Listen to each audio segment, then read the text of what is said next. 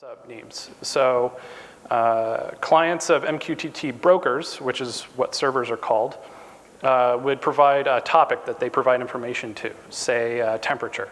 And so they're going to publish that temperature to the server, and the server will relay that to anyone who is also subscribed to that topic. So the protocol itself isn't too complex. There are 15 packet types with 3 quality of service levels and a last will and testament support that you may need to produce internally.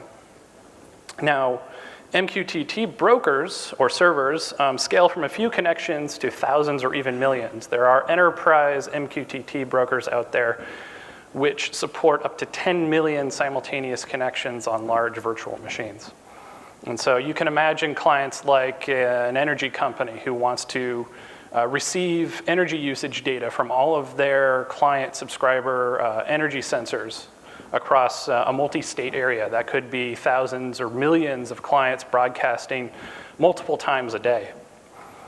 Typically for MQTT, you'll either have many publishers, like many temperature sensors publishing to one client, or you'll have many listeners, like say you're tracking a vehicle. You may have a series of mobile devices or client applications all tracking that one vehicle's location. So you would go from a few publishers to many listeners.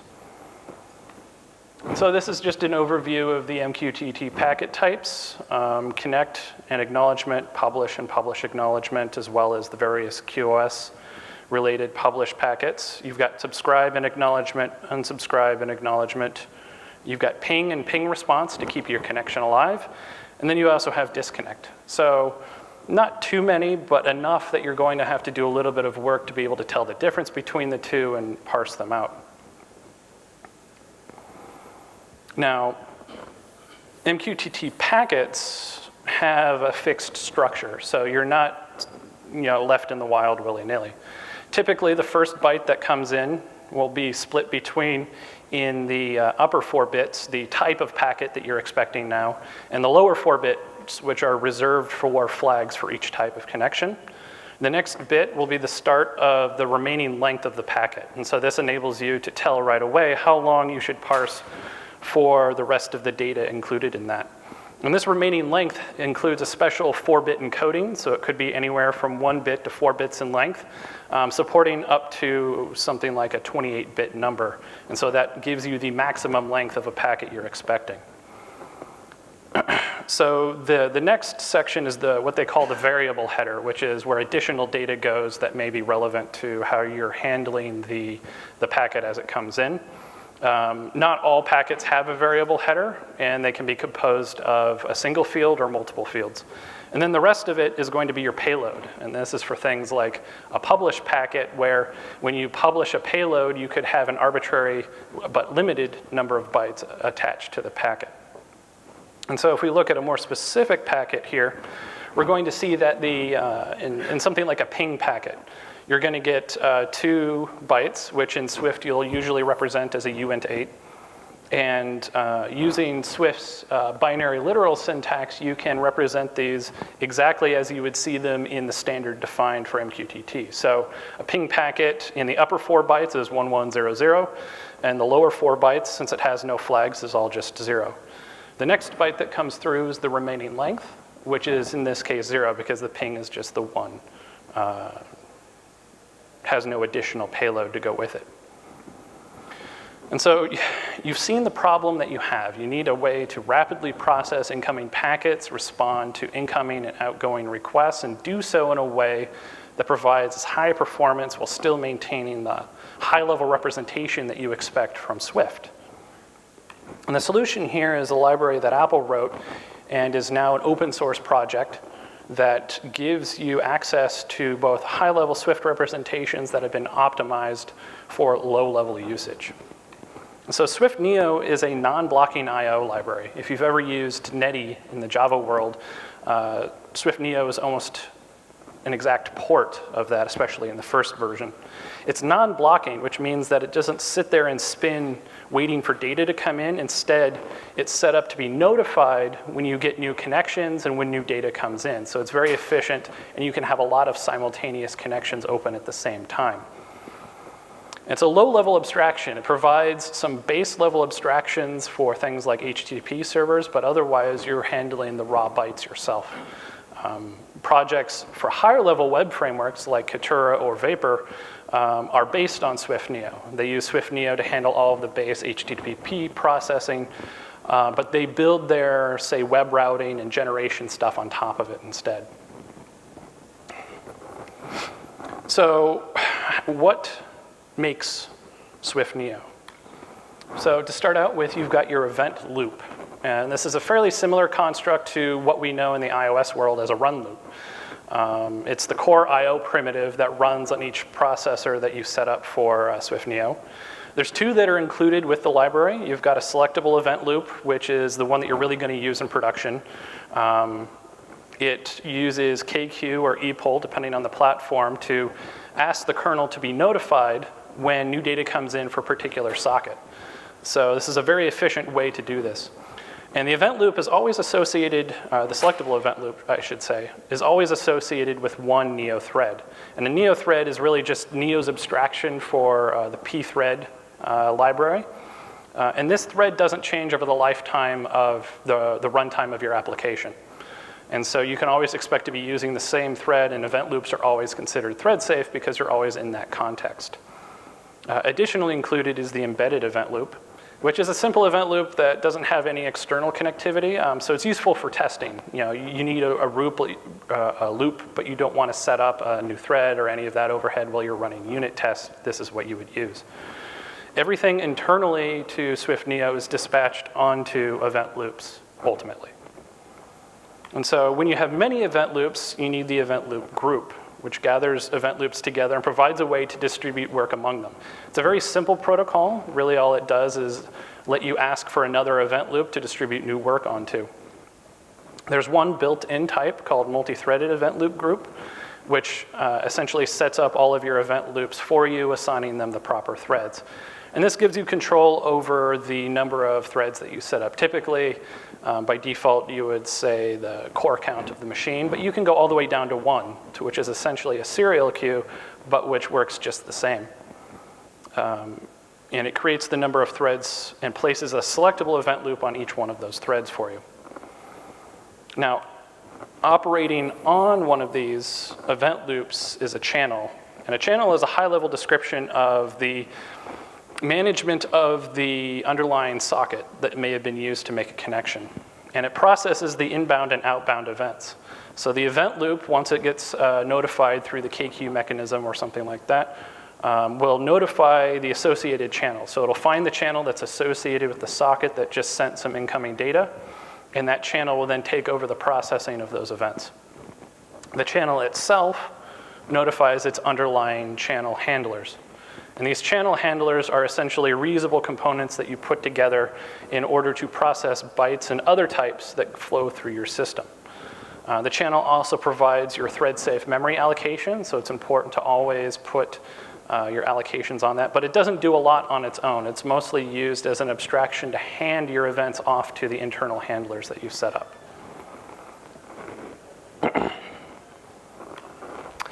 The channel pipeline is another abstraction for the set of channel handlers that you have inside of a channel.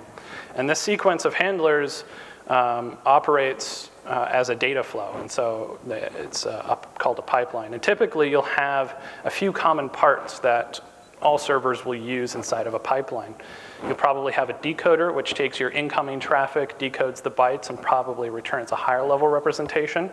You've got your encoders, which take your outgoing representations and turn them into raw bytes, which are then sent over the network. You've got handlers which may handle your internal server logic, like keeping track of ongoing connections and other events. And then there's also less common handlers, like connection upgrades and things like that, where one handler can choose the path that data flows through the system. And so it may be upgraded for higher like authorization or things like that. At the core of the system and the reusable components is the channel handler protocol. And this set of protocols describes the types which channels interact with. And so you've got your channel inbound handlers, which handle inbound events or reads from sockets or file descriptors. And you've got your channel outbound handlers, which handle events that are being written out of the system to the network. Handlers forward their events manually along the pipeline, so usually you will always forward events, reads and writes through the pipeline, but you can always not do that, and so that gives you control over which handlers receive which traffic.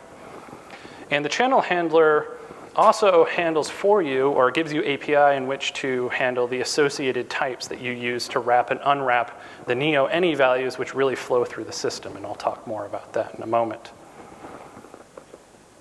And so these handlers provide the core of where you're going to put most of the logic for your application.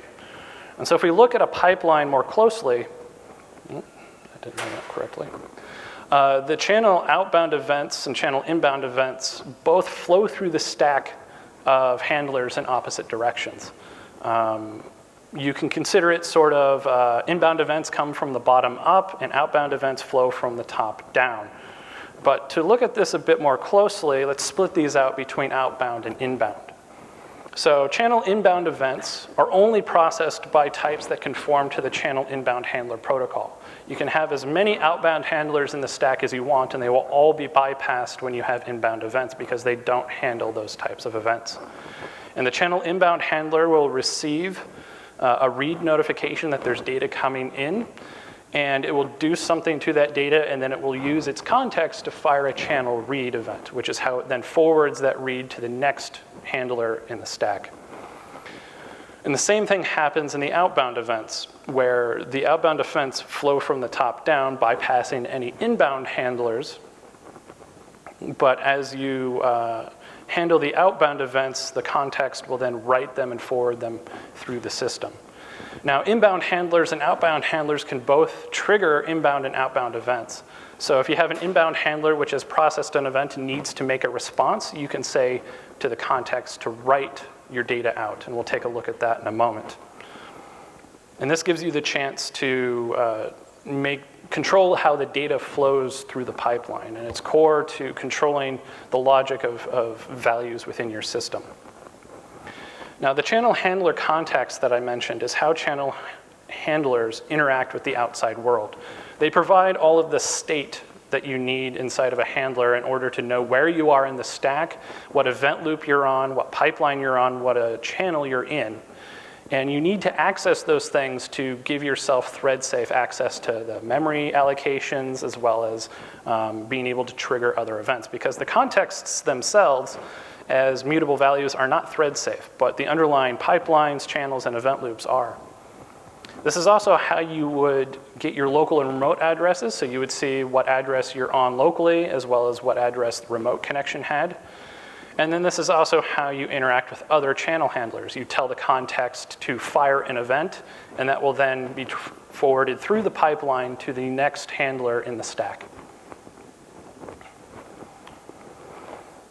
Along with this context, most of the events that you receive in your handlers are going to be giving you values of the type NIO any.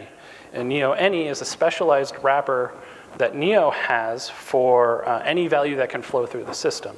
But it also has specialized optimizations for things like the underlying byte buffer, which I will talk about in a moment as well, so that accessing and unwrapping those values is especially fast. And so you don't have to worry about this wrapping being there for those specialized types.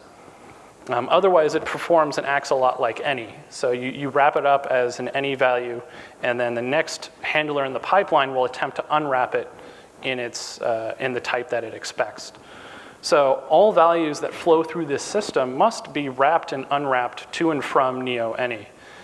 This ensures that all of the stages in the pipeline are dealing with a common type, but also gives each handler a chance to customize the types of values that come out, that come into it as well as flow out of it.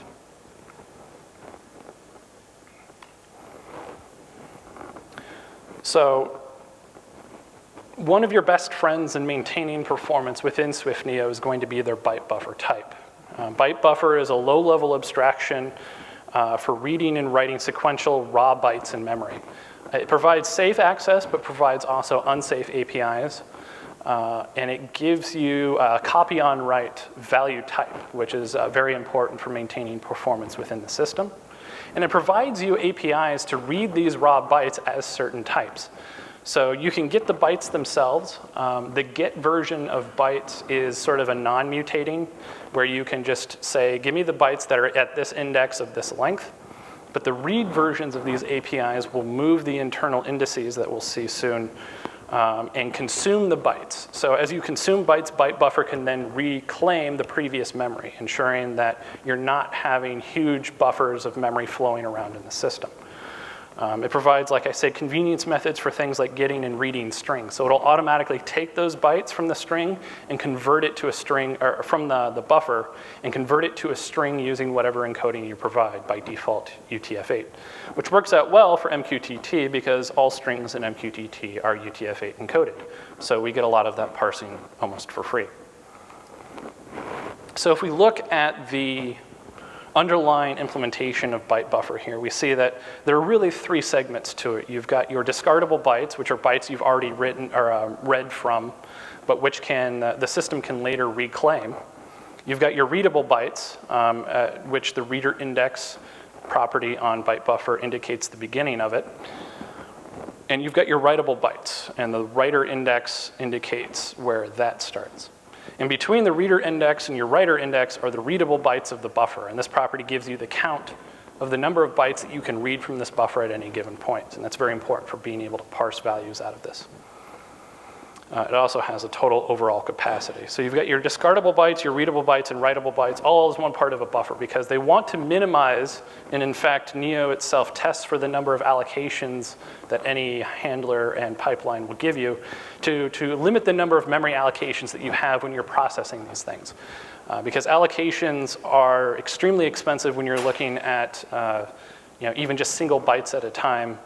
And avoiding those allocations allows you to optimize your application much further than you would expect. So we can take an example from SwiftNIO's documentation. This is their chat handler. And you can see it's implemented as a class that conforms to the channel inbound handler protocol, which means it will only receive inbound events. It declares type aliases to override the inbound in and outbound out types. In this case, making sure that they're just regular byte buffers because it doesn't do any special processing. And I've taken just the channel read implementation here. This is the primary way that your handlers will get data into the system. And so you can see in this channel that you bring in a context, which gives you access to all of the state for the handler, as well as the data that's flowing through the system as a NIO any. And they grab an identifier from the context's channel so that they can remember which channels are which. Channels by themselves are not hashable, so they'll grab this object identifier, which is. It'll read the value from NIO using the built-in unwrap inbound in. And this basically is a way for NIO to automatically unwrap the NIO any type as whatever you've set as the type alias as inbound in. So this read value is now the byte buffer that's flowed into this system, and you have access to its APIs. And so now you can see that what they're going to try to do is they're basically generating a response here. They're going to grab a new buffer from the channel allocator of the capacity of, they're just going to send your IP address back, so they want to make sure that you have enough for the data coming in plus the IP address. They're going to write the string to that buffer, in this case the remote address, so you're just going to have a reply there. And then it's going to write the actual contents that it read into the buffer as well. So this chat server is very simple. All it does is relays all messages through the system that somebody else has sent.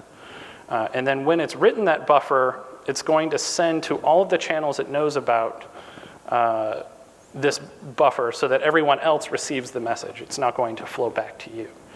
And so this is sort of the core flow of a NIO handler, where you bring in whatever type you need, you unwrap it, you process it in some way, and then if you want, you send a response, or you could fire it to the next handler. And so this is a bit of, or can be a lot of complexity if you don't need all of the flexibility that channel handlers give you. And so NIO offers a built-in types called byte-to-message decoder and message-to-byte encoder, which are types that allow you to process incoming and outgoing data in much more compact ways without having to worry about the rest of the handler logic.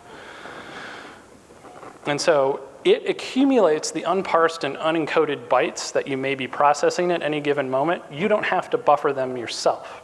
It allows you to write parsers and encoders that focus only on what you need, only reading or writing the bytes that are relevant to your packet descriptions.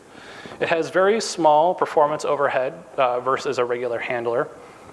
And it also potentially reuses the byte buffers that flow through the system. So we can take another look at the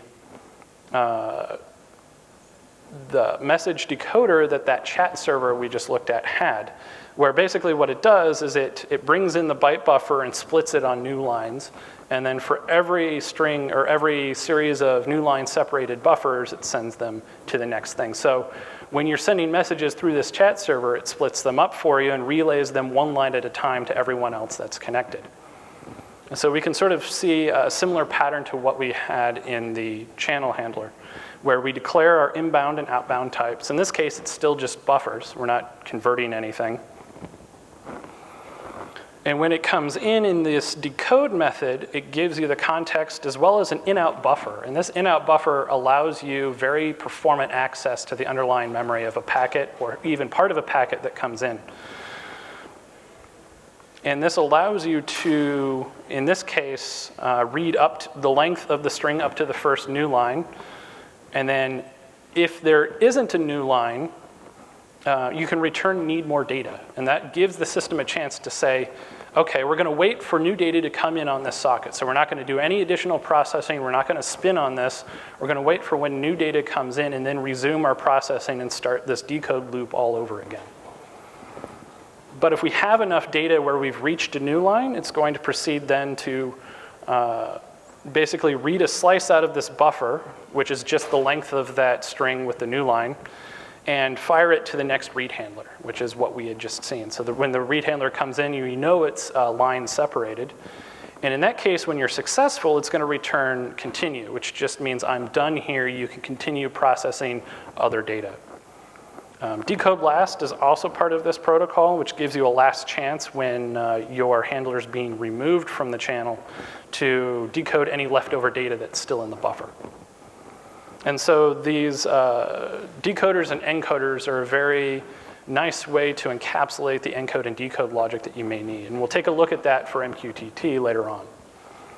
And so I've described a lot of individual types here, but how do they fit together? And that is the role of the bootstrap. And the bootstrap sets up the base core of the server. It starts up the core channel that then invokes all of the child channels as connections come in and end, as well as setting up the options for the server and for the child channels, which means that you can set your socket options and things like that in here.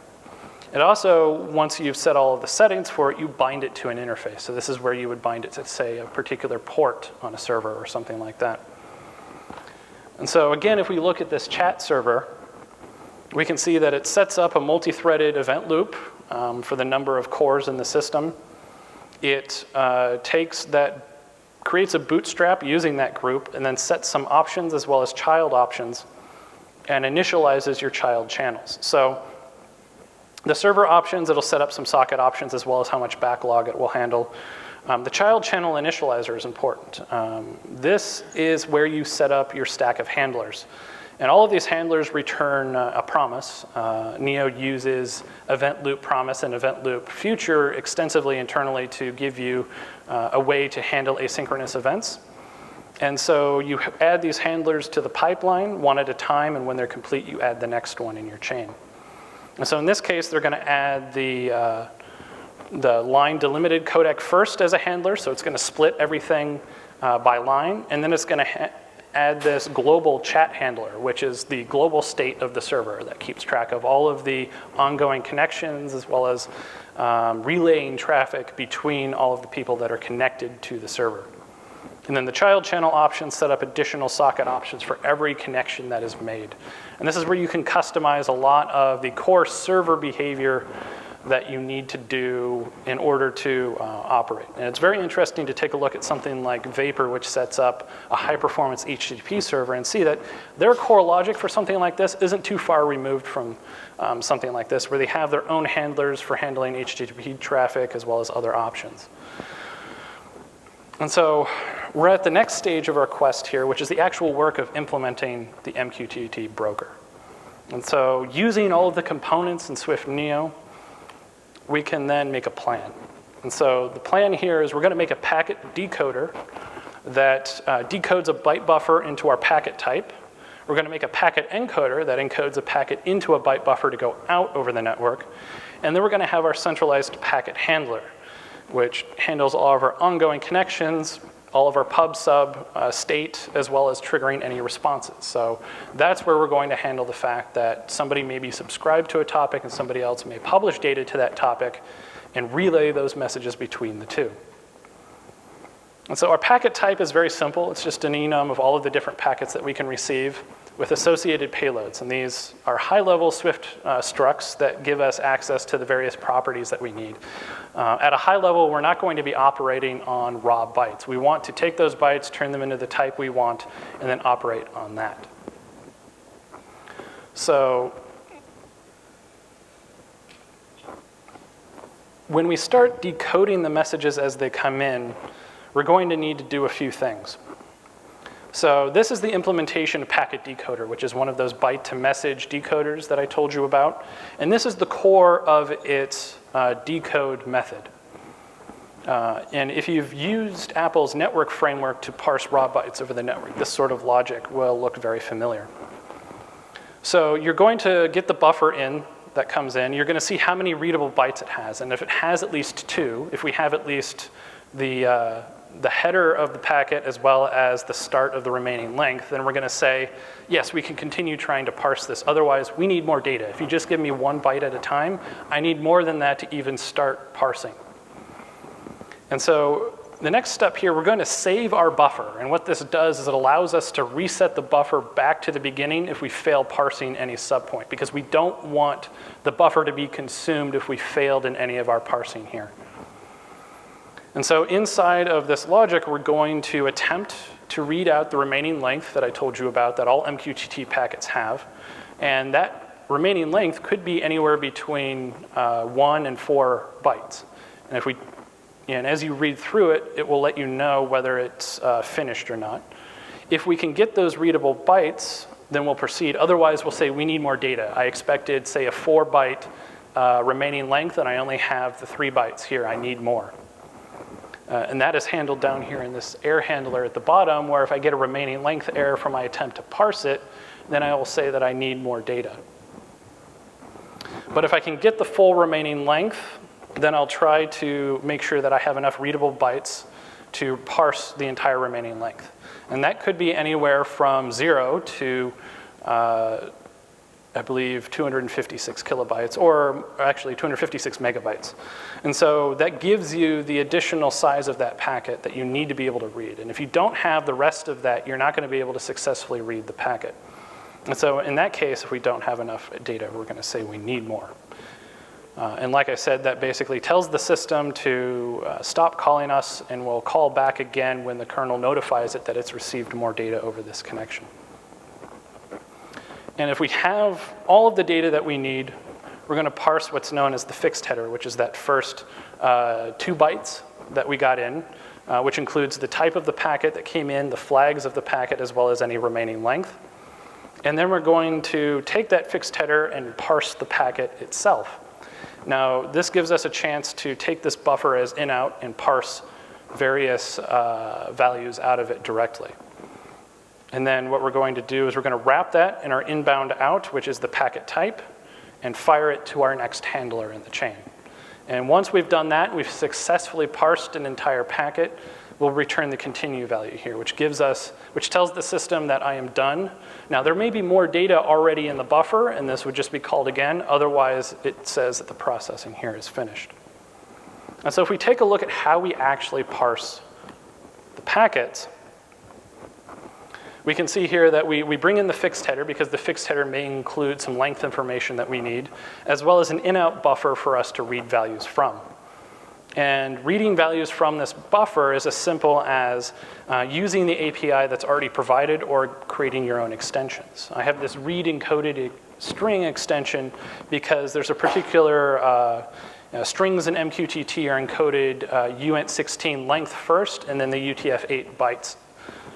And so I can read an entire string at once. And as long as that succeeds, we proceed to the next step, which we're going to read the byte that is for the protocol version itself. And then we're going to read the next byte, which is the flags that we have for the connection.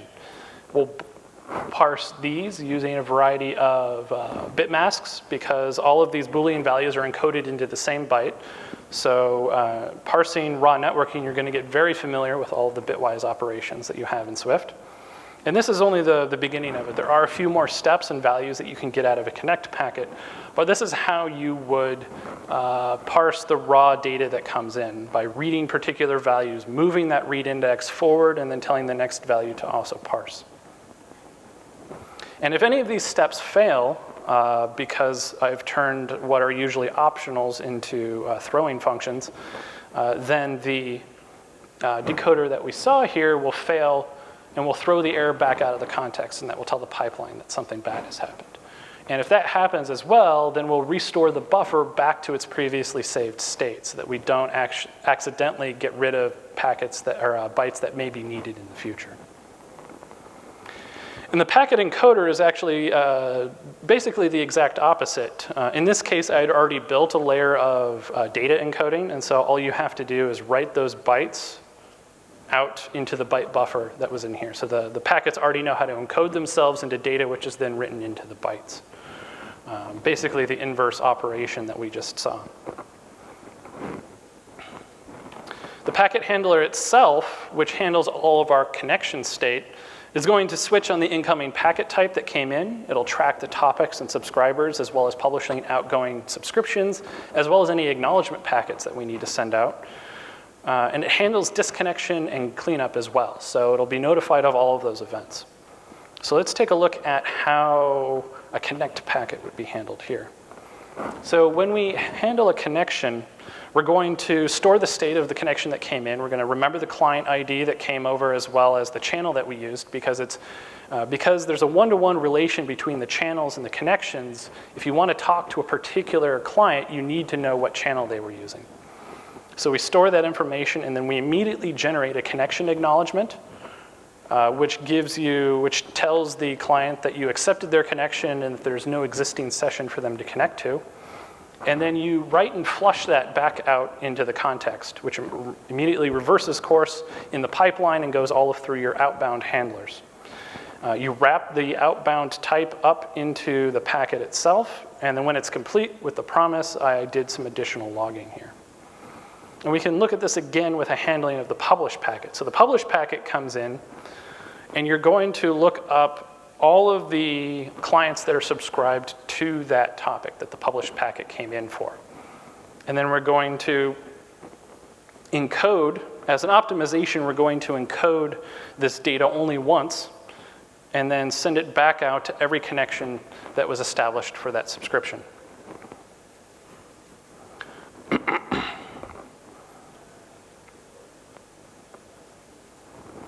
And so this is sort of an optimization that I created, which is the outbound optimization, where because in an MQTT broker, when you publish a single packet of data, it may be relayed to thousands, tens of thousands, or millions of subscribers to that.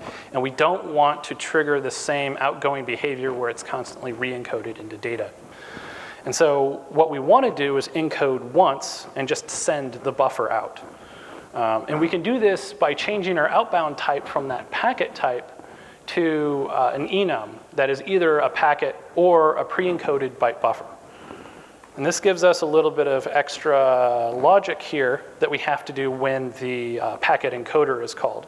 And so instead of just sending the bytes out as an encoded, encoding the packet into bytes to send out, Instead, we can just replace the buffer that was sent to us with the buffer that we got in to maximize the performance of something like this. And so we know then that the exact same set of bytes will be sent to all of our subscribers without having to constantly re-encode. And so this is the core logic of a broker. There's a lot more logic that needs to go into the centralized handler as far as quality of service and confirmation and last will and testament, but all of the connectivity logic is here. But you've got all of this complex packet handling and parsing, so how do you test it? Well, luckily, as of NIO 2.2, the NIO test utils package includes the bytemessage decoder verifier, which allows us to test a variety of scenarios, including whether 1 byte at a time is sent, multiple messages in one buffer, or sending messages in separate buffers, to ensure that all of our parsing logic is correct. And so we can see sort of this test. We set up one of those embedded channels. We disconnect, or we create a buffer to put our input into. We have some pre-encoded bytes here that indicate a ping packet and then a disconnect packet. And then we tell it to verify this. And it will try parsing this data in a variety of different ways, in random order, one packet and then the other, 1 byte at a time, to verify that our parsing logic is correct. And so now we've completed our broker. We've been able to complete our quest. Hopefully our boss will be satisfied that we're able to do this work rapidly with high performance. So what does it look like end to end? And this is sort of the logging as data flows through the system. We read a NIO any byte buffer that came in from our connection. Our packet decoder receives it and will decode it. Now we know that it decoded that packet, again wrapped in a NIO any, as a connection packet with all of the different state there. It will then send a connection acknowledgement back through our channel and be re-encoded into a byte buffer that is then sent out over the network. And so we've sent our connection acknowledgement with very simple byte parsing and logic handling. And so SwiftNIO can be suitable for a variety of projects. It forms the basis of the server-side Swift ecosystem, as well as any high-performance data side or server-side handling that you want. NIO, it can also be used as a client framework, and so they're building out a variety of server-side client frameworks for making HTTP requests and things like that. And so overall, I was able to build and optimize this broker within about 40 hours of work as far as being able to parse the packets, figure out how to represent state internally and things like that. So thank you all for coming. Are there any questions? We do have some time for questions. If anybody has one, I'll pass you the mic.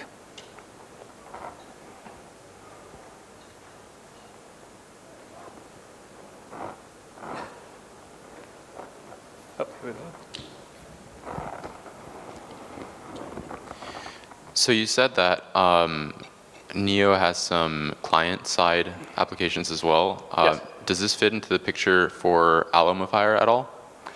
That's an interesting question because I have been asked that before. Right now, Alamifier is mainly a URL session wrapper. There is some talk of re-implementing URL session on the Linux side on top of SwiftNIO. So this is even further below the level of something that you would use for HTTP client or server. And so this provides, you could re-implement an HTTP client-side library using these this raw processing that NIO provides. And in fact, there is an HTTP client library that's being proposed and evolved in the server-side Swift workgroup right now, building out some very base APIs to allow you to make network requests in systems that you're already using with NIO. So Alamifier is 1 or 2 levels removed from that for high-level HTTP consumption. But it's certainly something we're looking at for the future. Thank you.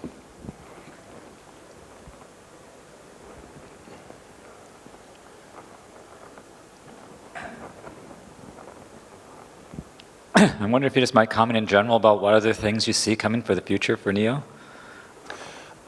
Well, NIO as an open source project is part of the server-side Swift work group. There's a lot of proposals that come through. Most of the work around the server-side work group right now is building out server-side or client-side NIO libraries that build on top of NIO to enable more functionality, Redis libraries, database connections, more functionality for the HTTP handlers, things like that. As far as NIO itself, I think a lot of the evolution there is going to be based around increasing the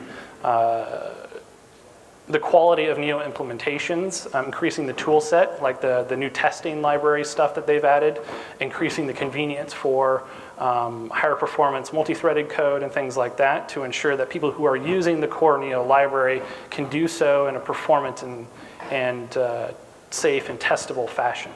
But I'm not aware of any high-level goals for NIO as a library itself.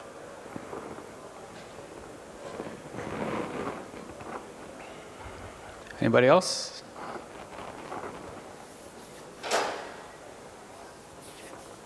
Okay, thank you, John. All right, thank you.